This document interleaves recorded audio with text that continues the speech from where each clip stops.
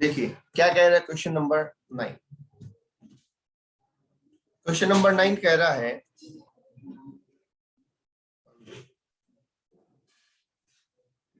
Profit and gain from business और profession, income from other sources, long term capital gain. तो पहले हम सारी इनकम लिख लेते हैं। बीओपी से कितनी है?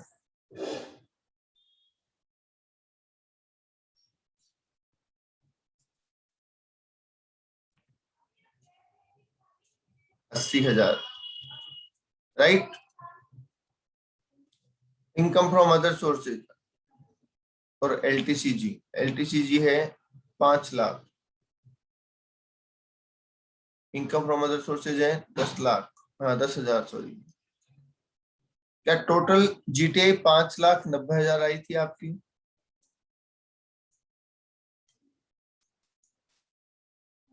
जी जीटीआई 5,90,000 आ रही है क्या?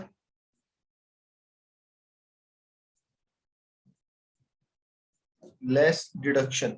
अब डिडक्शंस में सबसे पहले आप सारी डिडक्शन दे देंगे 80G को छोड़ के। तो ये हमने कंसिडर कर लिया है, ये कंसिडर कर लिया, ये consider. Payment of medical insurance premium on life, क्या 80D लगेगा? यस। कितने रुपए का? 5,000 रुपए का। ओके। बाकी सारे डोनेशन है। अब सारे डोनेशन है तो आप यहाँ पे लिख तो दीजिए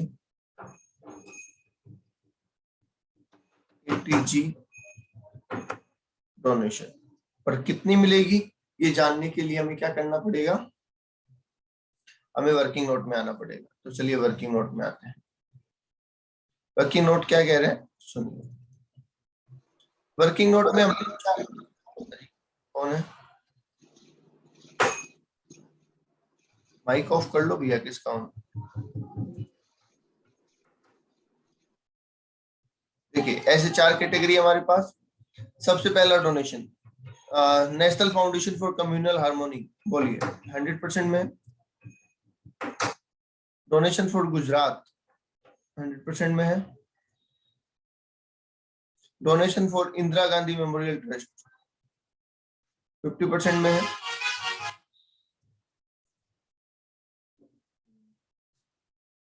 यस। उसके बाद में आ जाइए आप पीएम ड्रॉट रिलीफ फंड, ये भी 50% में है।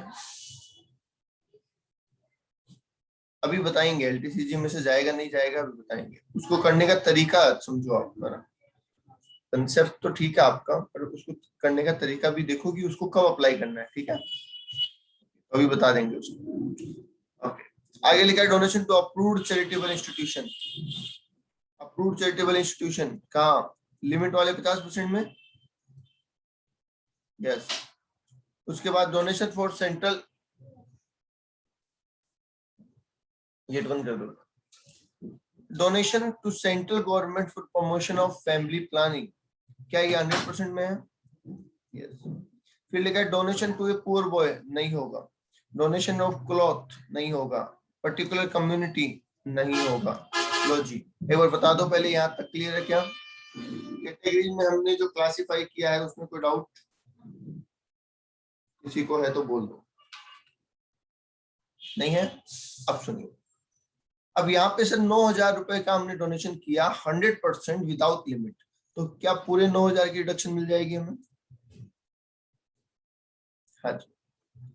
यहाँ पे सर हमने 6,000 रुपए का डोनेट किया 50% एलिजिबिलिटी के साथ और बिना लिमिट के, तो क्या सीधे सीधे 3,000 की डिडक्शन मिल जाएगी यहाँ पे? यस। अब यहाँ पे लिमिट है, तो पहले तो हमें वो लिमिट निकालनी पड़ेगी। लिमिट कितनी है? तो उसके लिए हमें क्या निकालना पड़ेगा? एटीआई। और एटीआई निकालने के लिए क्या तरीका बताया था आपको कि पहले आप जीटीआई लिखिए। जीटीआई कितनी है? 5,90,000, राइट। अब 5,90,000 में से मैंने कहा था कि एसटीसीजी 111 है, एलटीसीजी 112 है, और अदर डिडक्शंस एक्सेप्ट एटीजी, ये सब कम करनी है। तो स्पेशल रेटेड इनकम हमारी क्या है? एलटीसीजी है। तो एलटीसीजी यहाँ पे कम कर दो 5 lakh. Other deduction, other deduction के तौर पे हमारे पास ये है क्या? एटीडी, बता दो। ये बात समझ में आ गई? जीटीआई हमने ली, एलटीसीजी 112 ये है नहीं, 111 ये है नहीं, एलटीसीजी 112 था नॉर्मल वाला, उसको हमने लेस कर दिया। अदर डिडक्शन के तौर पे हमारे पास मेडिक्लेम था, वो हमने लेस कर दिया, तो एटीआई आती है 85,000। बोलो इसमें कोई डाउट है क्या? पहले ये बोलो, एटीआई एडजस्टेड टोटल निकालने में कोई डाउट?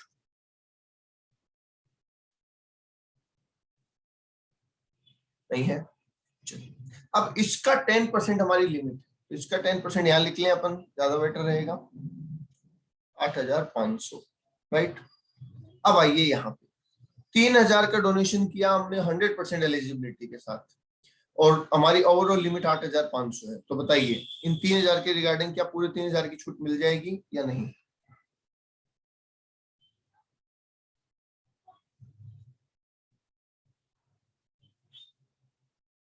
यस, तो दे दो 3,000 की, ठीक है। 50% में 12,000 डोनेट किए, तो 12,000 का 50% 6,000, और लिमिट का 50%। अब लिमिट 8,500 है, ध्यान से सुनना, यहाँ पे लिमिट 8,500 है, जिसमें से 3,000 रुपए की लिमिट यूज कर चुके हैं क्या हम? 3,000 की लिमिट यूज कर चुके हैं ना हम, वो तो अब नहीं ले सकते ना काम। यस, बची कितनी लिमिट?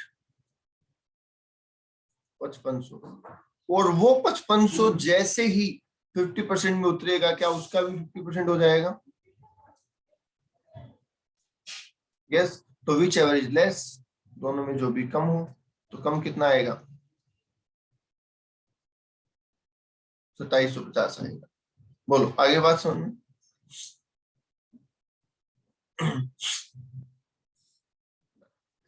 तो अभी देखिए, अभी पूछ लो, किसी को डाउट है तो अभी पूछ लेना भी है इसमें।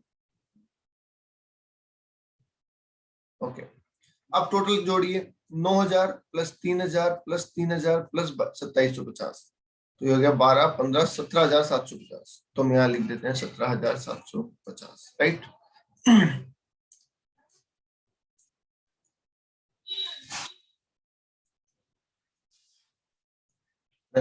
अब टोटल डिडक्शन हो रही है हमारी 22,750, तो कम कर दो, टोटल इनकम आ जाएगी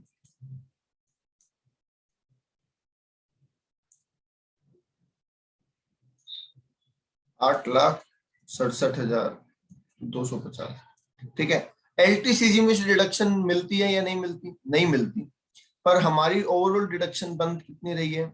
22,750, और हमारे पास अदर इनकम कितनी है?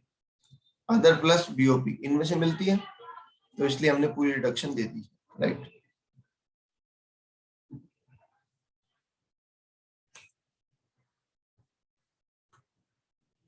सर डिडक्शन माइनस होती है,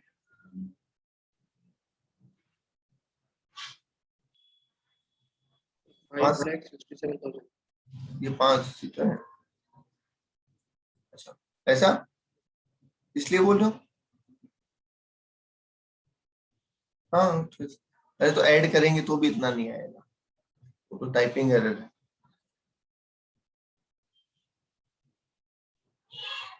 चलिए, क्लियर है ये क्वेश्चन 9?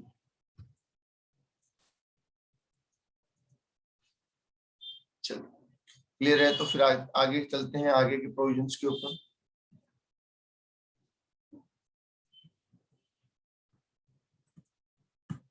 आ जाइए, नेक्स्ट सेक्शन हमारा है 80GG। 80GG, ये भी सिर्फ इंडिविजुअल को मिलेगा, और किस रिगार्डिंग है? रेंट के रिगार्डिंग। रेंट के रिगार्डिंग होने का मतलब क्या है, समझिए। अगर आप किराए के मकान में रहते हैं, अगर आप किराए के मकान में रहते हैं, तो आप जो किराया पे करेंगे उसके रिगार्डिंग आपको ये डिडक्शन मिल जाती है, ठीक है। इस डिडक्शन को लेके बहुत सारे कॉन्फ्लिक्ट्स भी चलते हुए आए हैं, और क्योंकि क्या है, जितने भी सैलरीड लोग होते हैं ना, सैलरीड एम्प्लॉय होते हैं, वो लोग इसको क्लेम करते हैं जनरली। अपने पेरेंट्स के घर में रहते हैं, फिर भी डिडक्शन क्लेम कर लेते हैं, ये बोल के कि हम तो पेरेंट्स को किराया देते हैं। तो इस पे कोर्ट में बहुत सारे केस हुए, कि भाई पेरेंट्स के घर में रहना, उसका किराया देना सही है या नहीं है, या उसकी छूट मिलेगी या नहीं मिलेगी। तो इस तरीके से बहुत सारे केसेस हुए हैं। अब सुनिए हमारा प्रोविजन क्या कहता है। हमारा प्रोविजन ये कहता है कि सर अगर आप इंडिविजुअल है पहली बात तो, और आप किसी किराए के घर में रहते हैं और किराए के घर का किराया देते हैं, तो आपको रिडक्शन मिल जाएगी। अब इसमें कुछ कंडीशंस बनती हैं कि सर हमारा घर खुद का हुआ और फिर भी हम किराए में रह रहे हैं, तो वो सब चीजें समझिए क्या है। पहली बात, आपके पास खुद का घर नहीं होना चाहिए एम्प्लॉयमेंट पैलेस के ऊपर। दूसरी जगह चलेगा, मतलब आपके पास होम टाउन में अपना घर है और आप जयपुर रहे हैं और जयपुर में आपने किराए का घर ले रखा है, तो चलेगा, कोई दिक्कत नहीं। जहां काम करते हैं वहां आपके पास खुद का घर नहीं होना चाहिए। तो ये लॉजिकल सी बात है कि अगर आपके पास वहां खुद का घर है तो आप किराए के में क्यों रह रहे हैं। ठीक है। दूसरी बात, सिर्फ रेजिडेंशियल हाउस प्रॉपर्टी की छूट मिलती है, मतलब रहने के किराए की बात चल रही है, ऑफिस के किराए की बात नहीं चल रही है। आप ऑफिस किराए पे लेके बैठे हो, आप बोलो उसकी रिडक्शन नहीं, ये घर के किराए की बात चल रही है। ठीक है। अब बात आई कि आपके और आपके फैमिली के नाम पे भी वहां पे कोई घर नहीं होना चाहिए। हालांकि ये दोनों पॉइंट एक ही है, वहां पे फैमिली का और नाम नहीं यूज किया गया था इसलिए अलग से लिखा है। तो आपके और आपकी फैमिली के पास, दोनों के पास उस जगह पे घर नहीं होना चाहिए। Assessee should not treat any residential house situated at other place as self occupied। अब इस पॉइंट को ध्यान से समझना। मान लीजिए मेरे होम टाउन में, ये मेरा होम टाउन है, यहाँ पे मेरे पास एक घर है, ये मेरा वर्क प्लेस है और यहाँ मैं किराए पे रहता हूँ। अब मैं इस होम टाउन में रहता नहीं हूँ, इसलिए मुझे यहाँ किराए पे रहना पड़ रहा है। तो मैंने इसके लिए 80GG का रिडक्शन मांगा, और जब मैं इसका 80GG का रिडक्शन मांग रहा हूं, तो क्या मैं इस प्रॉपर्टी को as a self occupied claim कर सकता हूँ? नहीं। तो एक काम होगा, अगर आप इसे सेल्फ ऑक्यूपाइड क्लेम करोगे तो हम ये नहीं देंगे, और इसे क्लेम करोगे तो ये नहीं देंगे। समझ गए? क्योंकि रहने के रिगार्डिंग दो चीजें नहीं मांग सकते ना आप, कि रहने के लिए हमें किराए की छूट भी दे दो और रहने के लिए हमें सेल्फ ऑक्यूपाइड भी दे दो। ओके। नेक्स्ट, आपको एचआरए नहीं मिलना चाहिए, हाउस रेंट अलाउंस। क्योंकि अगर हाउस रेंट अलाउंस मिल रहा है तो फिर रेंट आपके पैसे से थोड़ी जा रहा है, तो एम्प्लॉयर के पैसे से रेंट जा रहा है, तो इसलिए आपको रिडक्शन नहीं मिलेगी।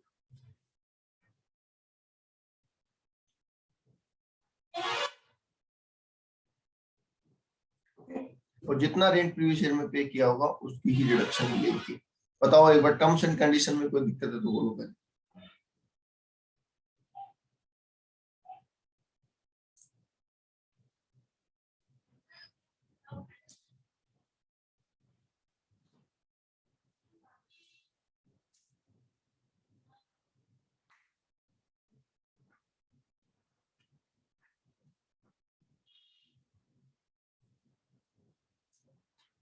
चलो, तो ये सारी कंडीशन आप चेक कर लेंगे। मैं दोबारा बोल देता हूँ कि आपको एचआरए नहीं मिलना चाहिए, आपको पास self occupied claim of property नहीं होनी चाहिए, जिस शहर में आप जॉब करते हैं वहां पे आपके पास या आपकी फैमिली के पास खुद का मकान नहीं होना चाहिए। ठीक है। डिडक्शन सिर्फ रेजिडेंशियल हाउस के लिए मिलेगी, ऑफिस के लिए डिडक्शन नहीं मिलेगी। चलो, ये सारी कंडीशन अगर फुलफिल होगी तो हमें कितनी डिडक्शन देनी है उस पर आ जाते हैं। रिडक्शन देने के लिए हमें बोला गया रेंट पेड माइनस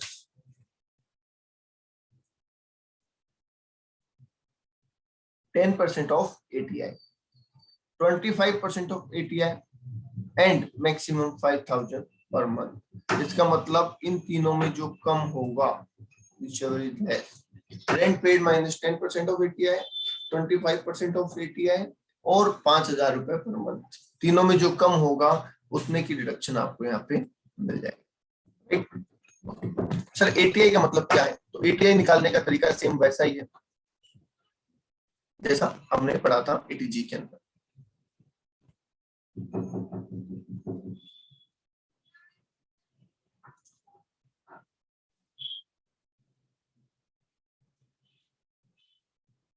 हाँ मिल जाएगा। हमारे पास घर है, हम उसका रिकंस्ट्रक्शन करवा रहे हैं, रिकंस्ट्रक्शन में 3 साल लगेंगे, उस टाइम हम किराए पे रहेंगे, तो मिल जाएगा, कोई दिक्कत नहीं। क्योंकि उन 3 साल में आप ये नहीं कह सकते कि मेरे पास सेल्फ ऑक्यूपाइड प्रॉपर्टी है, आप ये नहीं कह सकते कि मेरे पास खुद का घर है, तो बन रहा है ना, जब तक कंस्ट्रक्शन कंप्लीट नहीं होता वो घर नहीं है। समझिए, बोलिए, क्लियर है?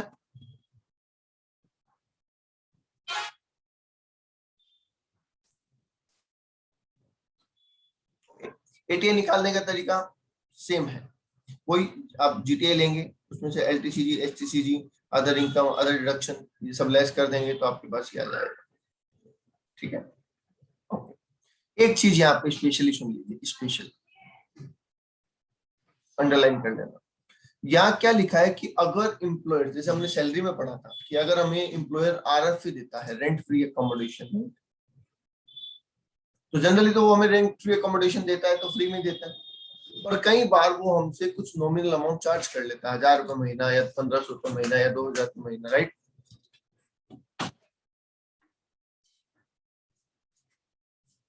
तो वो जो 1000-2000 रुपये हमसे चार्ज करेगा, उसकी डिडक्शन भी आप 80GG में ले सकते हैं, उसकी डिडक्शन भी आप एज ए रेंट 80GG में ले सकते हैं।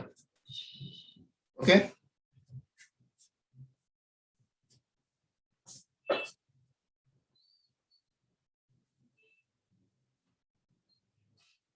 बोल दीजिए पूरे 80GG में, कोई डाउट किसी को?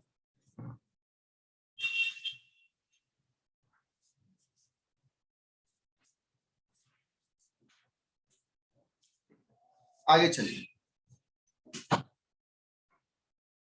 अब आगे के सेक्शन सुनिए। ये 3 सेक्शन है, छोटे छोटे से सेक्शन है, फटाफट देख लेते हैं और फिर अपन क्वेश्चन पे चलेंगे वापस।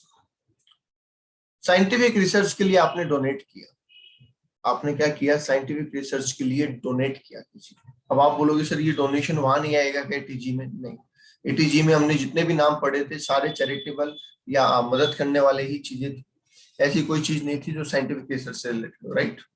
तो अगर आपने साइंटिफिक रिसर्च के लिए डोनेशन दिया है तो फिर आपको यहाँ पे कवर किया जाएगा। अब यहाँ पे सोचने वाली बात ये है कि यहाँ पे अगर हम कवर होते हैं तो एक सेक्शन पढ़ा था हमने बीओपी के अंदर, सेक्शन 35 और 35 2AB, और बहुत सारे सेक्शन पढ़े थे, बोलो हाँ पढ़े थे। यस, और वहां पे भी पढ़ा था कि अगर आप किसी अप्रूव्ड इंस्टीट्यूशन को देते हैं तो 150% नेशनल लाइबिलिटी को देते हैं, कंपनी को देते हैं तो 100%, ऐसे बहुत सारी चीजें पढ़ी थी, याद है? 4 डोनेशन पढ़ाए थे आपको। तो अब एक चीज सोचो कि अगर आप बिजनेस कर रहे हो और डोनेशन देते हो साइंटिफिक रिसर्च के लिए, तो आप यहाँ क्लेम कर सकते हो ना, सेक्शन 35 लग जाएगा आपके ऊपर, 35 लग जाएगा ना आपके ऊपर, आप 35 में क्लेम कर सकते हो।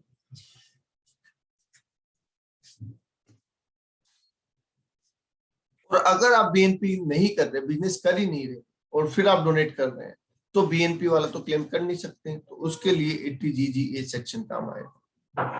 ओके, तो SSC who do not have BOP income, और वो पेमेंट करते हैं रूरल डेवलपमेंट के लिए, पॉवर्टी के लिए, साइंटिफिक रिसर्च के लिए, सोशल और स्टैटिस्टिकल रिसर्च के लिए, तो 100% डिडक्शन मिल जाती है।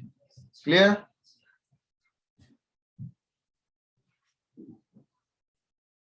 ध्यान रहे, कैश डोनेशन 2000 से ज्यादा का नहीं होना चाहिए, बाकी कोई कंडीशन नहीं है, कैश डोनेशन 2000 से ज्यादा नहीं होना चाहिए।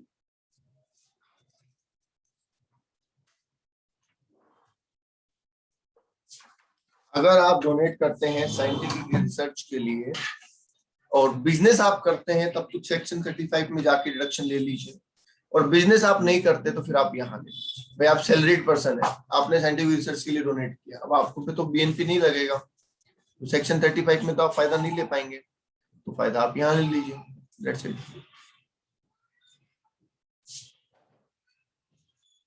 बोलिए, क्लियर है?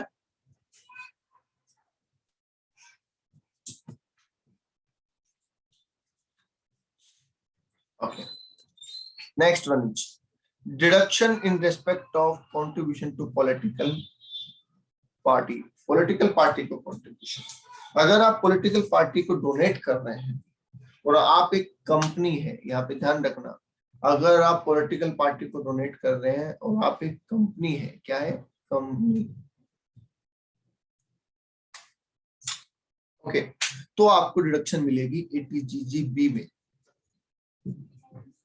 अब सेम चीज सुनो, अगर आप पॉलिटिकल पार्टी को कंट्रीब्यूट कर रहे हैं और आप कंपनी के अलावा कोई भी है, जैसे इंडिविजुअल है, एचयूएफ है, फर्म है, तो आपको मिलेगी एटीजीजीसी में।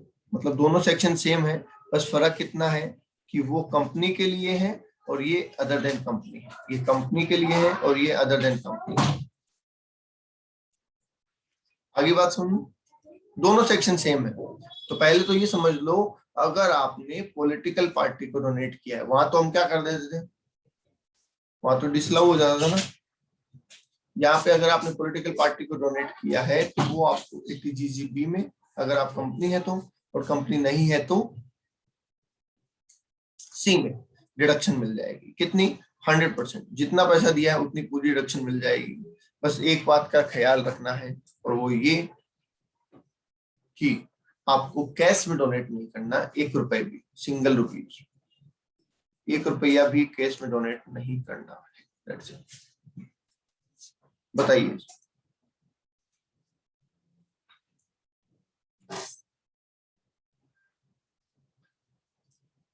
या आपकी पेमेंट बेस्ड डिडक्शंस ओवर हो गई है, पेमेंट बेस्ड डिडक्शंस ओवर हो गई है, ठीक है। आपको मैं 5 मिनट का टाइम दे रहा हूँ, 5 मिनट में आपको करना क्या है वो सुनिए। आपको फर्स्ट पेज पे जाना है, ठीक है, और फर्स्ट पेज से एकदम फास्ट फॉरवर्ड मोड पे एक बार चीजें देख लेनी है कि हाँ जी, इस सेक्शन में ये था, फिर पेमेंट बेस्ड सी से लेके जी तक की, सी में क्या था, इस तरीके से फटाफट देख लेना है। 5 से 7 मिनट का टाइम मैं आपको दे रहा हूँ, और कोई डाउट है तो फिर पूछना।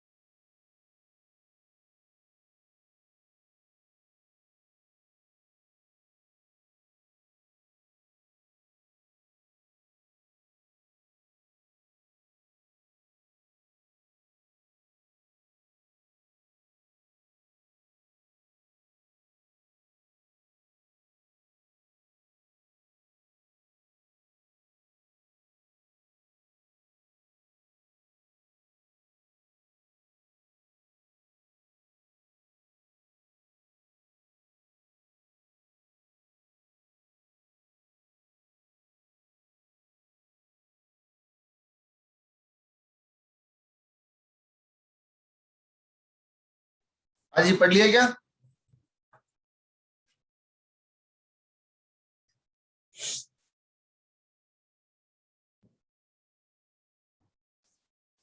पढ़ लिया क्या?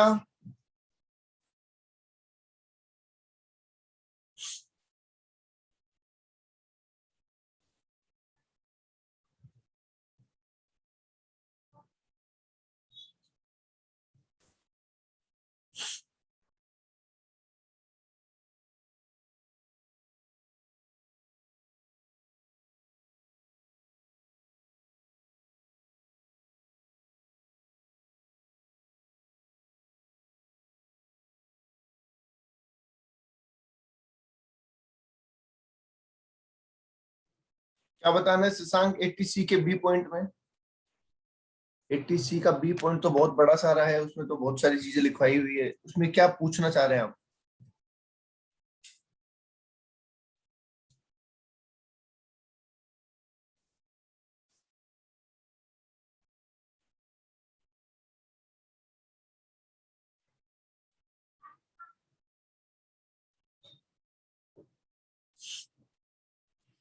पूरा ही बता दो, इस तरीके से थोड़ी होता है बेटा, आप प्रॉब्लम पूछो ना।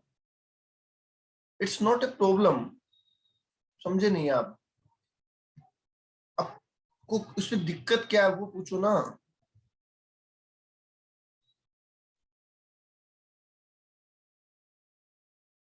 ये आपने पढ़ा हुआ है, मैंने क्लास में सब समझाया हुआ है, इसमें क्या दिक्कत आ रही है वो बताओ ना।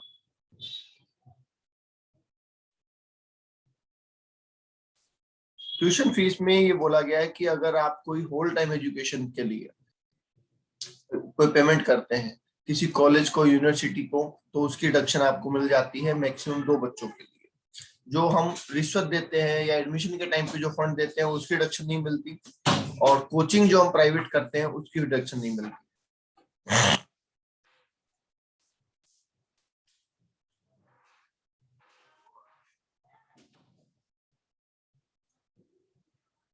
ओके, और किसी का कोई डाउट है?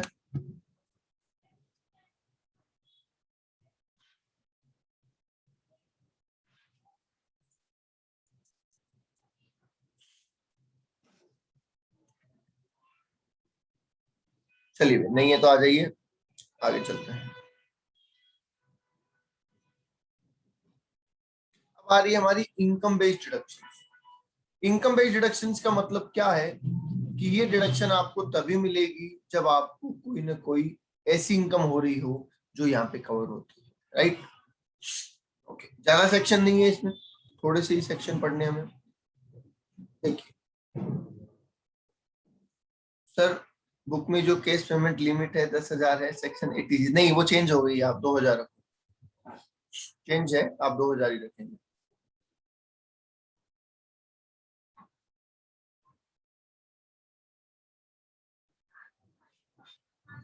चलिए, बुक कौन सा असेसमेंट ईयर की है आपके पास हिमांशु? बुक कौन सा असेसमेंट ईयर की है आपके पास?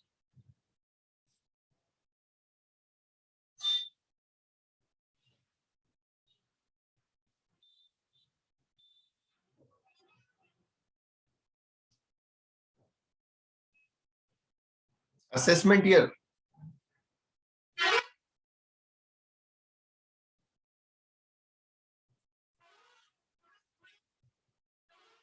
ओके, ठीक है।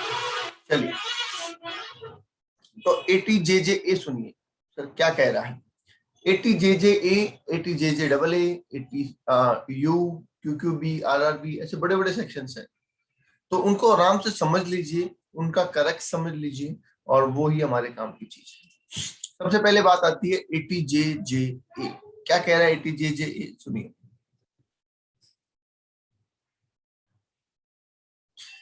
80 JJA ये कह रहा है कि अगर आप किसी बायोडिग्रेडेबल वेस्ट में काम करते हैं, अगर आप किसी बायोडिग्रेडेबल वेस्ट में काम करते हैं, मतलब बायो केमिकल्स या बायोडिग्रेडेबल वेस्ट जो होते हैं उनको कलेक्ट करते हैं, कलेक्ट करके प्रोसेस करते हैं, और प्रोसेस करके उनसे कुछ चीज बनाते हैं। अब बायो से क्या क्या चीजें बनती है बताओ भाई?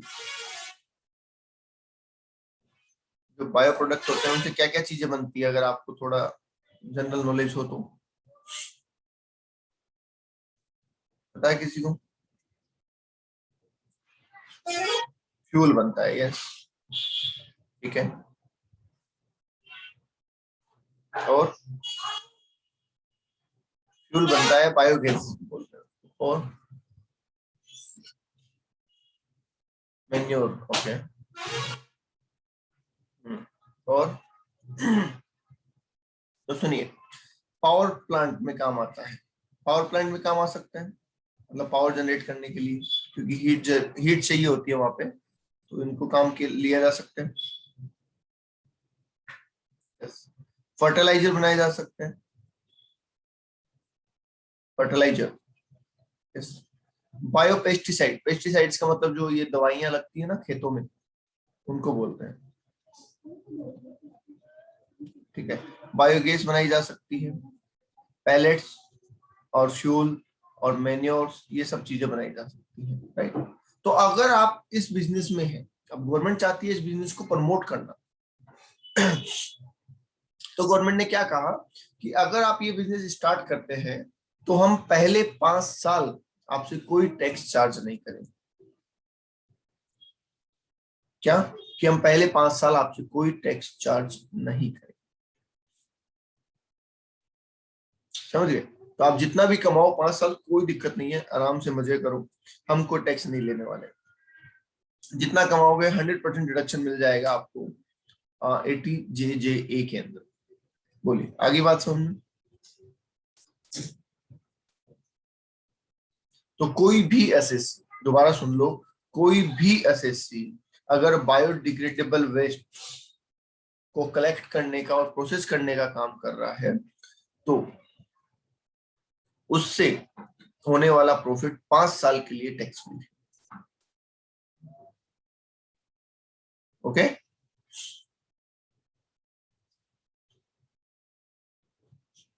बोलो। ठीक है, आगे आ जाओ। 80JJA, इसको थोड़ा ध्यान से समझना पड़ेगा आपको।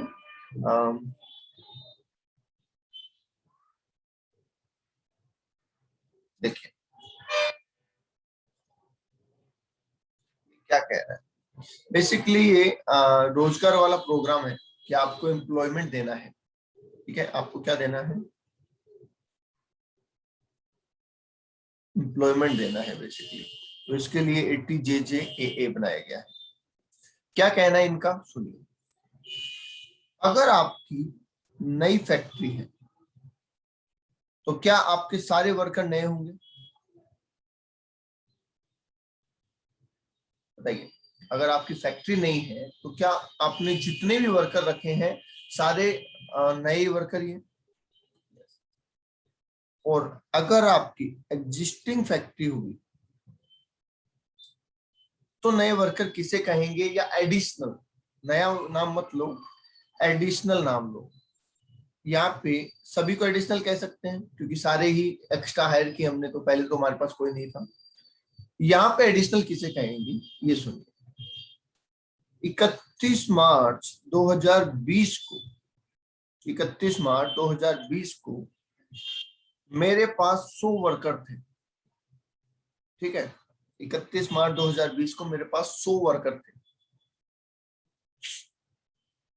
इस साल 2021 के दौरान मेरे पास 40 वर्कर और आए और 15 वर्कर छोड़ के चले गए, लेफ्ट। तो मेरे पास 31 मार्च 2021 को कितने वर्कर बचे बताओ?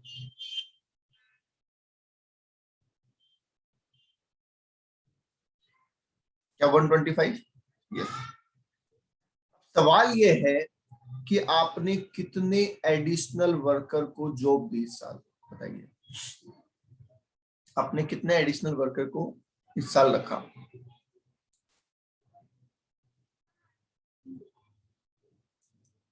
ओके, शशांक कह रहे हैं 40, और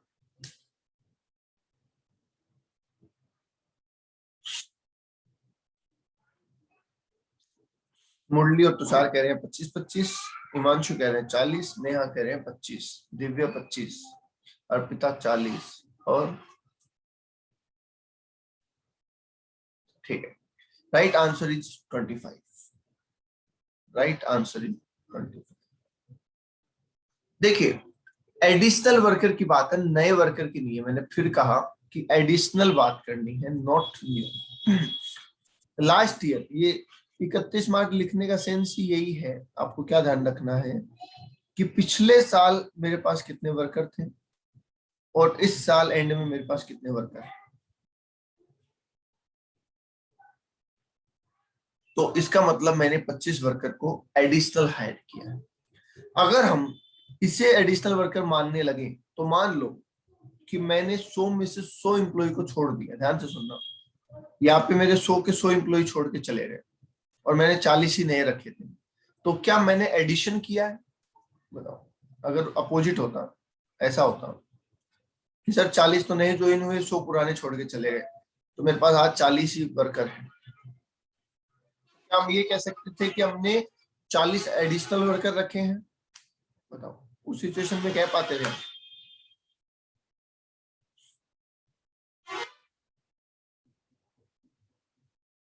बोलो भाई। अगर मेरे पास पिछले साल 100 वर्कर थे, इस साल 40 और आए और 100 छोड़ के चले गए, तो लास्ट में मेरे पास 40 बचे हैं। क्या अब मैं ये कह सकता हूं कि मेरे पास एडिशनल वर्कर्स हैं? नहीं कह सकता। समझ गए? तो अल्टीमेटली जो फाइनल फिगर है ये बढ़नी चाहिए पिछले साल के एंड में और इस साल के एंड में। जो फाइनल फिगर है ये बढ़नी चाहिए, तो ही हम एडिशनल वर्कर बोलेंगे, वरना हम एडिशनल वर्कर नहीं बोलेंगे। आगे बात समझ में?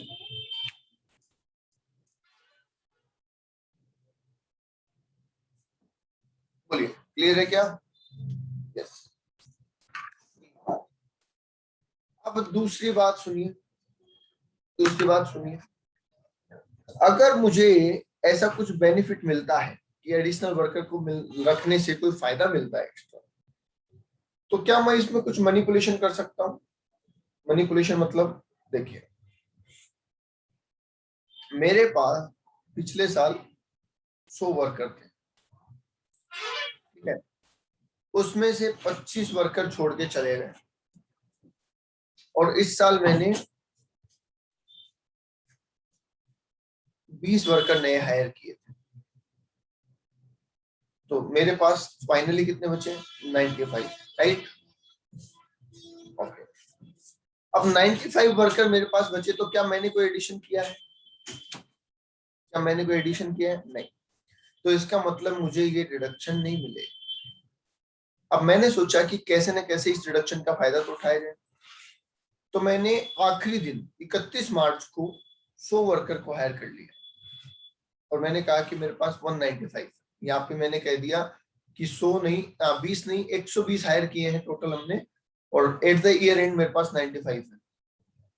क्या अब एडिशनल है मेरे पास? बताइए, क्या 95 एडिशनल वर्कर है मेरे पास? ये आपने तो कहा था ना, पिछले साल की आखिरी डेट और इस साल की आखिरी डेट पे देखना है। तो पिछले साल आखिरी डेट पे 100 थे, इस साल आखिरी डेट पे 195 है, तो इसका मतलब 95 वर्कर एडिशनल है।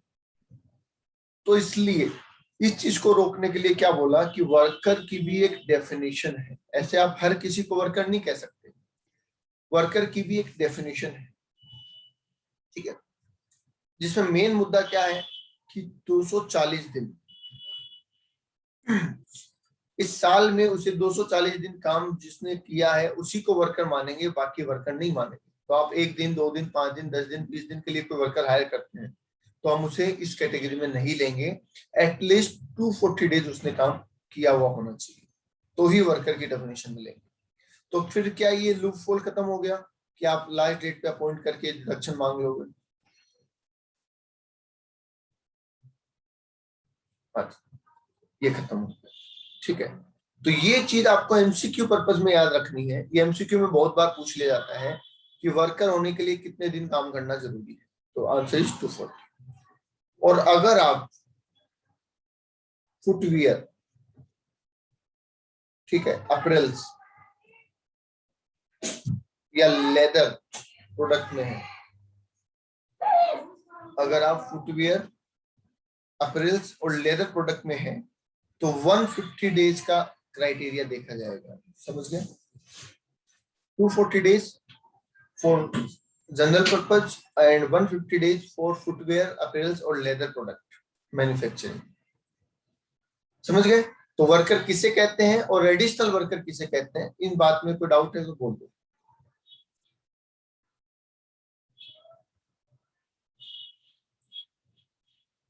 वर्कर की एक दो डेफिनेशन और है, वो भी मैं बता दूंगा अभी, पर अभी जो काम की बातें हैं जो आपको एकदम स्पेशली याद रखनी है वो मैंने आपको बताई। ठीक, आप सुनिए। अब इस साल है ना, फाइनल एग्जांपल ले लेता हूं मैं, फाइनल एग्जांपल ले लेता हूं। फाइनल एग्जांपल के तौर पे मैं वही स्टार्टिंग वाला ले लेता हूं। कितने ज्वाइन किए? 40। लेफ्ट हो गए 15, बचे कितने? 125। तो एडिशनल कितने हैं? 25। यही था फर्स्ट एग्जांपल हमारा।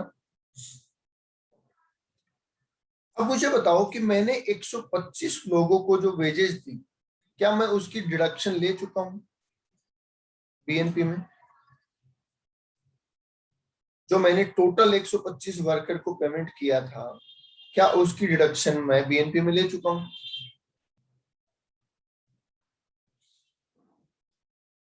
बोलो भाई हाँ या ना। बीएनपी में एक्सपेंसेस माना होगा या नहीं माना होगा हमने? यस, माना होगा ना, डेफिनेटली माना होगा। तो इसको जो वेजेस दी उसका खर्चा तो मैं ऑलरेडी बीएनपी में चार्ज कर चुका हूं। तो सर फिर यहाँ क्या है? यहाँ ये है कि जो एडिशनल वर्कर है उनकी जो वेजेस है उसका 30% एक्स्ट्रा छूट आपको मिलेगी 80JJAA में। समझ गए? इस सेक्शन का मुद्दा ये है कि ठीक है, जितना आपने पेमेंट किया वो तो आपका खर्चा था, वो तो आपने रिडक्शन ले ली पीएनपी के अंदर, पर जितने एडिशनल वर्कर हैं उनकी जो वेजेज है उसका 30% हम आपको एक्स्ट्रा अलाउ करेंगे इस साल। बोलो, आई बात समझ में?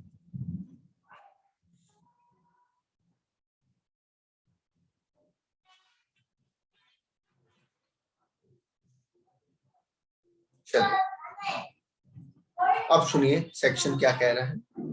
पहला, असेसी वही कवर है जिसके टैक्स ऑडिट होनी है, मतलब 1 करोड़ से ऊपर टर्नओवर वाला। बिजनेस नया होना चाहिए, स्प्लिट ऑफ या रिकंस्ट्रक्शन ऐसा नहीं होना चाहिए। एडिशनल एम्प्लॉय आर ओनली, ये इंपॉर्टेंट है, इसको ध्यान से पढ़ लेना। Additional employee are only considered if there is increase in number of employee compare to the last year. समझ गए? और अगर नया सेटअप है तो सारे एम्प्लॉय ही नए माने जाएंगे। इस नया सेटअप है तो सारे ही एडिशनल माने जाएंगे। Is that clear? ये चीज मैं वहां कवर कर चुका हूं। अब आ जाइए यहाँ पे, worker does not include, worker में शामिल नहीं है। कौन नहीं है शामिल? जिसकी सैलरी 25,000 से ज्यादा हो। बताओ, जिसकी सैलरी मंथली 25,000 से ज्यादा हो, क्या उसको वर्कर बोलना है? नहीं, उसे वर्कर में नहीं लेना है। ओके। दूसरा, employee for whom entire contribution is paid by the government under the EPS. अगर एम्प्लॉय पेंशन स्कीम में गवर्नमेंट उसका कंट्रीब्यूशन पे कर रही है तो वो एम्प्लॉय की डेफिनेशन में नहीं आएगा, वर्कर की डेफिनेशन में नहीं आएगा। ठीक है। तीसरा पॉइंट, तो इसमें इंपॉर्टेंट पॉइंट दो है, एक ये ए पॉइंट और एक सी पॉइंट, ये इंपॉर्टेंट है। हालांकि ऐसा पूछ ले कि भाई एडिशनल वर्कर कौन कौन होते हैं या कौन नहीं होते, तब तो चारों लिखने हैं, अदरवाइज आपको दो याद रख लेने हैं, A and C. Employee for a period of less than 240 days, अगर 240 दिन से कम के लिए आप एम्प्लॉय रखेंगे तो वो वर्कर की डेफिनेशन में नहीं आएगा। 240 दिन से ज्यादा काम होना चाहिए, 240 दिन या उससे ज्यादा। और 150 डेज अगर एसएससी लेदर अपैरल्स फुटवियर और लेदर में काम करता है तो ये टाइम लिमिट आपको जरूर याद रखनी है एमसीक्यू पर्पस से। 240 दिन काम किया वर्कर है, 245 दिन काम किया वर्कर है, अगर 235 दिन काम किया वर्कर नहीं है। क्लियर है? ठीक है। और जो पार्टिसिपेट नहीं करता आरपीएफ में वो भी वर्कर नहीं है। तो ये चार कंडीशन चेक की जाएगी वर्कर होने या ना होने के लिए। चलिए, और जितना एडिशनल एम्प्लॉय कॉस्ट होगी आपकी, एडिशनल एम्प्लॉय की जो कॉस्ट होगी उसका 30% आपको अलाउ कर दिया जाएगा। ओके।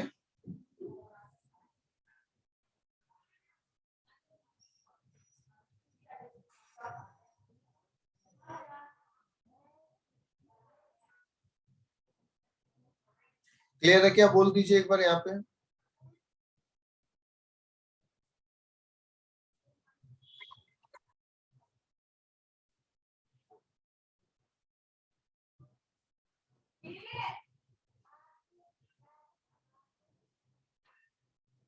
बोल दो भैया, यहाँ तक क्लियर है क्या?